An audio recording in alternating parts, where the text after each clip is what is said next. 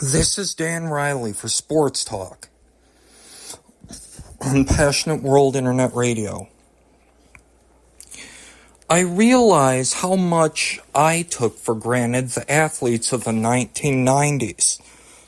For that matter, we all did. This was really the first decade we were used to athletes being millionaires.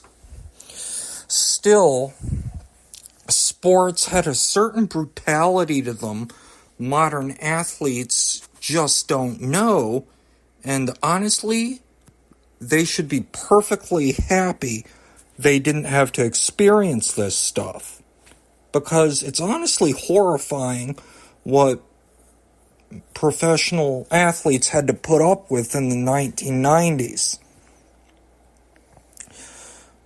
For example, stadiums like Municipal Stadium in Cleveland were used for multiple sports, something that's just unthinkable today. Players' unions would be having a heart attack over this. It honestly can't be fun playing baseball on a field that a bunch of NFL players tore up with their cleats last Sunday. Just imagine trying to field a ground ball on this. It's honestly interesting how that would have affected guys' careers, their statistics. My gosh. Basketball, meanwhile, had legal hand checking, basically, making the NBA closer to the game kids played at recess. Defenders would simply put a hand on a ball handler's hip to try to keep him from going in a certain direction. Something you can't get away with now. It made driving the lane harder. When you had a chance to drive the lane, you tried your best to make a layup, and there was no complaining if a defender bumped you. You just hoped you drew a foul, got a few free throws, and didn't complain. That's why offense has gotten easier in basketball. You simply can't put your hand on a ball handler's hip now. That probably explains why we have a lot more wide open shots now.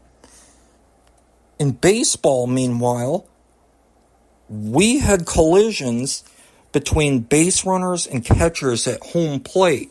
It was a common thing. You just expected it.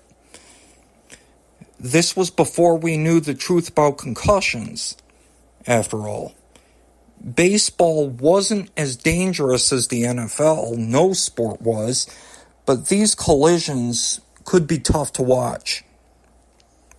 Steroids had made base runners unnaturally big, making this activity of running toward home plate more dangerous than ever.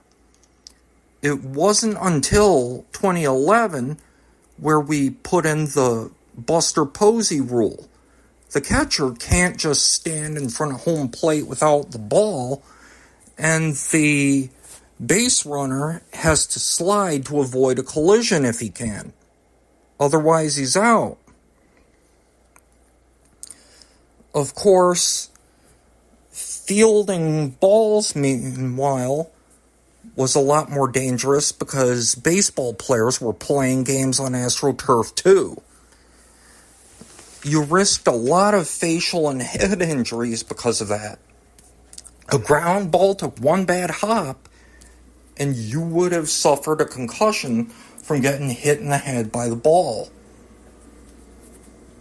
In football, it was a lot easier to see a receiver get in a position where he went over the middle and he was going to pay a heavy price. With what we know about concussions now, defenders can't just focus on hitting the guy in the head. That wasn't the case back then. You risked a man getting carted off the field. Nowadays, thank goodness. In the NFL, we focus a lot more on dirty play and getting that out of the game. In the end, modern athletes don't have their health in danger as much as guys in the 90s did. They don't know those working conditions,